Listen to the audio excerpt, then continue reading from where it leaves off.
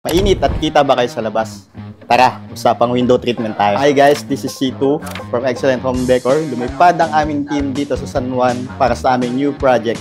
Our project for now is motorized curtains and motorized blinds. Ang requirements kasi ni client is maharangan yung init na nanggagaling sa labas and for privacy purpose and syempre magkaroon pa rin ng elegance look itong window treatment nila. Kaya nagkabit kami ng curtains dito sa living area and sa room is motorized combi shades. Ang maganda dito ay motorized ang napili ni client sa kanyang curtain.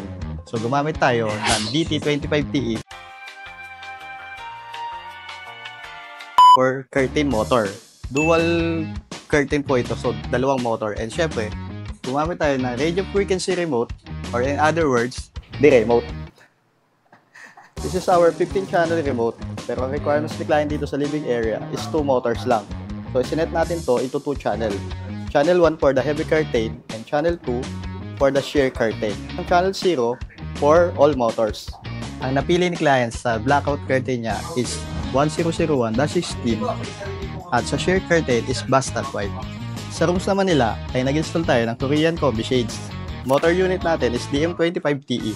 Kaya kung gusto nyo ng ganito kaganda at ka-elegant for your window treatment, just follow and message our Facebook page. Also, if you want to know more about our product, just visit our website www.excellenthomedecor.com. Choose excellent home decor. Visit our... Nagkabulbul na yung dila ako eh. Sorry.